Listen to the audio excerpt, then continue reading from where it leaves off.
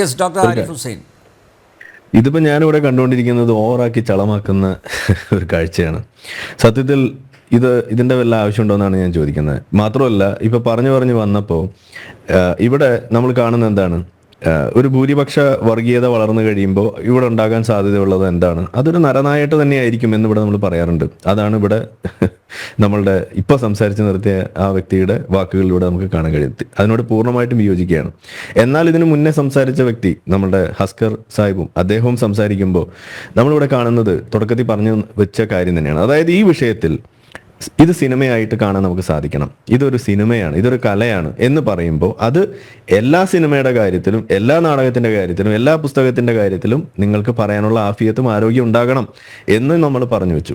അവിടെ അത് നമുക്ക് കാണാൻ സാധിക്കുന്നില്ല എന്നുള്ളതാണ് ഹസ്കറിന്റെ ഭാഗത്തുള്ള മിസ്റ്റേക്ക് എന്നുണ്ടെങ്കിൽ, ഇവിടെ ഇപ്പൊ നമ്മൾ സംസാരിക്കുന്ന BJPയുടെ വക്താവായിട്ടുള്ള ആളുകളുടെ ആ വാക്കിൽ നിന്ന് നമുക്ക് കാണാൻ കഴിയുന്നത്, ഇവിടെ നാട്ടില് നിങ്ങൾക്ക് ഇഷ്ടമുള്ള സാധനം മാത്രമേ ഉണ്ടാക്കാൻ പാടുള്ളൂ എന്ന രീതിയിലേക്ക് വരുമ്പോൾ അതിനെയാണ് ഫാഷിസം എന്ന് വിളിക്കുക. ഈ ഫാഷിസം അത് ഒളിപ്പിച്ചു വെച്ച് നടക്കുന്നവരുണ്ട്, പുറത്ത് പറഞ്ഞു നടക്കുന്നവരുണ്ട്. അങ്ങനെ വ്യാഖ്യാനിക്കണമോ അതിനെ? ഞാൻ പറഞ്ഞുതരാം. അല്ല, അങ്ങനത്തെ അത് വ്യാഖ്യാനമല്ല, നമ്മളിവിടെ കേട്ടതാണ് കാര്യങ്ങൾ.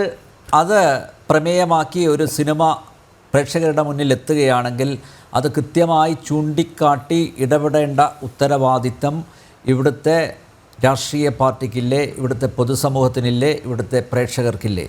തീർച്ചയായിട്ടും ഉണ്ട്. അതെങ്ങനെയാണ്? എല്ലാവരും കത്രികയായിട്ട് ഇറങ്ങിയിട്ട് നിങ്ങൾക്ക് ഇഷ്ടമുള്ള ഭാഗമൊക്കെ സിനിമ പറ്റുമല്ലോ. ഇത് ഒരു പുരോഗമന ഒരു കാഴ്ചപ്പാടോടുകൂടി മുന്നോട്ട് പോകുന്ന ഒരു സമൂഹത്തിൽ സെൻസർ ബോർഡിന്റെ റോൾ എന്താണ്? ഇതാണ് നമ്മൾ ആദ്യം അന്വേഷിക്കേണ്ടത്. അതായത് ഇവിടെ ഇന്ത്യയിൽ തന്നെ സെൻസർ ബോർഡ് വന്നതിന്റെ ഒരു പശ്ചാത്തലം എന്താണ്, അത് എന്തിനു വേണ്ടിയിട്ട് അത് കൊണ്ടുവന്നത്, അതിന് സർട്ടിഫിക്കറ്റ് കൊടുക്കുക. ഇത് ഏതൊക്കെയാണ് ഇതിനകത്ത് കുട്ടികളോടൊപ്പം ഇരുന്ന് കാണാവുന്നത്, കുട്ടികൾക്ക് കാണാവുന്നത് ഏതാണ്, മുതിർന്നവർ കാണേണ്ടത് ഏതാണ്, ഇതൊക്കെ ഒന്ന് വേർതിരിച്ച് കാണിച്ചു കൊടുത്തുകൊണ്ട് അതിനെ വേർതിരിക്കുക. ഒന്നത്. രണ്ട്, ഈ സിനിമയുടെ ആകത്തുക എന്ന് പറയുന്നത് അത് ഇന്ത്യ എന്ന് പറയുന്ന ഒരു മൊത്തത്തിലുള്ള ഒരു ആശയത്തിന്, അതിൻ്റെ സോവറിനിറ്റിക്ക്, അതല്ലെങ്കിൽ ഇതിനകത്തൊരു ഹെയ്റ്റ്, അതല്ലെങ്കിൽ അങ്ങനെയുള്ള വിഷയങ്ങൾക്ക് വഴിവെക്കുന്ന രീതിയിലുള്ള മൊത്തത്തിലുള്ള ആശയങ്ങളുണ്ടെങ്കിൽ അതിനെ നമുക്ക് വേണ്ട രീതിയിൽ കൺട്രോൾ ചെയ്യാം.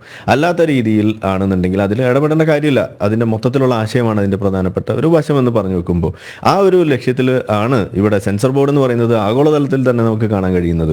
എന്നും ഇരിക്കെ ഇവിടെ നമ്മൾ കാണുന്ന എന്താണ്, ഓരോ രാഷ്ട്രീയ പാർട്ടിയും അവർ വന്നിരിക്കുന്ന സമയത്ത് അവരുടെ താല്പര്യത്തിനനുസരിച്ചുള്ള കാര്യങ്ങൾ പുറത്തേക്ക് കൊണ്ടുവരികയും അവരുടെ താല്പര്യത്തിന് വിരുദ്ധമായ കാര്യങ്ങളെ ഒന്ന് മുഴുവനാക്കട്ടെ ഭവിഷ്യത്തുകൾ ഒരു മുന്നറിയിപ്പ് കൊടുക്കുകയാണ്, ഇങ്ങനെയൊക്കെയാണ് സംഭവിക്കുന്നതെന്ന് പറഞ്ഞ്. ഞാൻ പറഞ്ഞുതരാം.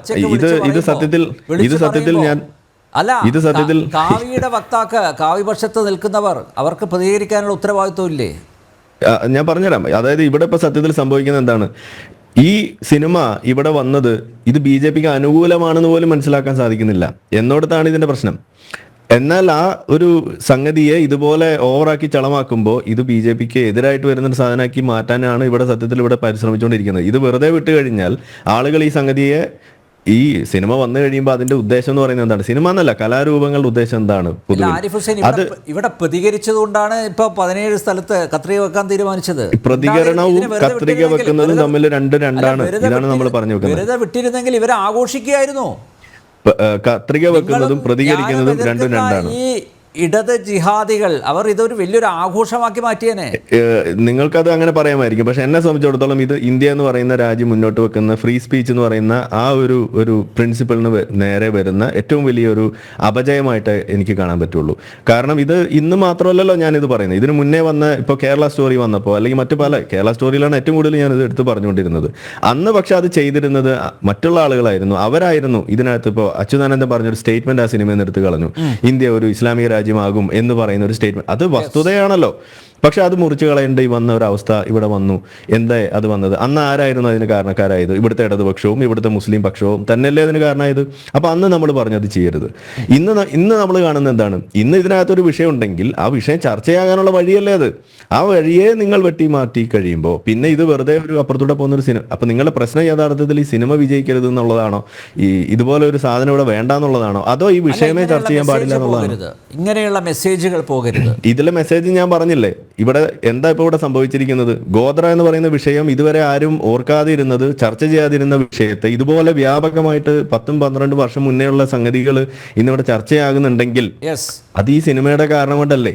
നിങ്ങളെല്ലാവരും കൂടി സത്യം പറഞ്ഞു കഴിഞ്ഞാൽ എന്റെ ലക്ഷ്യം എന്ന് പറഞ്ഞാൽ എന്താണ്, വസ്തുതകളെ നിങ്ങൾ കീറി മുറിച്ച് പരിശോധിക്കാനും അത് ചർച്ച ചെയ്യാനുള്ള വഴികൾ തുറന്നു വിടുക, അതിനു വേണ്ടിയിട്ടുള്ള വേദികൾ ഉണ്ടാക്കിയിടുക. ഇതാണ് നമ്മളുടെ ലക്ഷ്യം, ഇതാണ് ജനാധിപത്യത്തിന്റെ രീതി എന്ന് പറയുന്നത്. പക്ഷേ ഇവിടെ നിങ്ങൾ സംസാരിക്കുന്നത് എന്താണ്, നിങ്ങൾക്ക് ഇഷ്ടമില്ലാത്ത സാധനം പാടില്ല, ഉള്ളതിന് നമ്മൾ കത്രിക വെക്കണം എന്ന് പറയുമ്പോൾ അത് ഫാഷിസമാണ്. അത് ആര് പറഞ്ഞാലും ഫാഷിസമാണ്. അത് പണ്ട് ഇടതുപക്ഷം പറഞ്ഞപ്പോഴും ഫാഷിസമാണ്, ഇപ്പൊ BJP പറയുമ്പോഴും ഫാഷിസമാണെന്ന് തന്നെയാണ് ഞാൻ പറയാം. മനസ്സിലാക്കുന്നത് പോലെയല്ല മഹാഭൂരിപക്ഷം മനസ്സിലാക്കുന്നത്. ഞാൻ മനസ്സിലാക്കിയത് എങ്ങനെയാണ്, ഞാൻ ഏതെങ്കിലും ആകാശത്ത് താങ്കൾ പറഞ്ഞു ഇത് BJPക്ക് അനുകൂലമായിട്ടുള്ള ഒരു അന്തരീക്ഷമാണ് ഈ സിനിമ വഴി ഉണ്ടാകുന്നത്, സംജാതമായതെന്നാണ് താങ്കൾ പറഞ്ഞത്. പക്ഷേ ഞാൻ പറയുന്നത് മഹാഭൂരിപക്ഷത്തിന്റെ ഉള്ളിൽ കയറിയിരിക്കുന്നത് അങ്ങനെയല്ല. ഞാൻ പറയുന്നത് എന്താണെന്ന് വെച്ചാൽ, ഇത് എനിക്ക് എങ്ങനെയാണ് ഇന്ത്യയിൽ ജനിച്ചു വളർന്ന ഒരു വ്യക്തി എന്നുള്ള രീതിയിൽ എനിക്ക് എങ്ങനെയാണ് ഇത് മനസ്സിലാക്കാൻ സാധിച്ചത്? നമ്മൾ ഇടപഴകുന്ന സ്ഥലങ്ങളിൽ നമുക്ക് അത്തരം ഒരു അവസരം ഉണ്ടായതുകൊണ്ടാണ്. ഈ അവസരം ആർക്കുണ്ടായാലും അവർക്കും അത് മാറാൻ സാധിക്കും. നിങ്ങൾ ഒരു പാറ്റേണൈസ് ചെയ്യാതിരിക്കൂ. നിങ്ങൾ ഈ ഒരു സോഫ്റ്റ് ബിഗോട്ടറിയാണ് ഇതിനകത്ത് കൊണ്ടു നടക്കുന്നത്. നിങ്ങൾ പറഞ്ഞു കൊടുത്തില്ലെങ്കിൽ ആളുകൾക്കൊന്നും മനസ്സിലാവില്ല എന്ന ഇടതുപക്ഷത്തിന്റെ അതേ ചിന്താഗതി തന്നെയാണ് ഇപ്പൊ ഇവിടെ BJP വെച്ചുകൊണ്ടിരിക്കുന്നത്.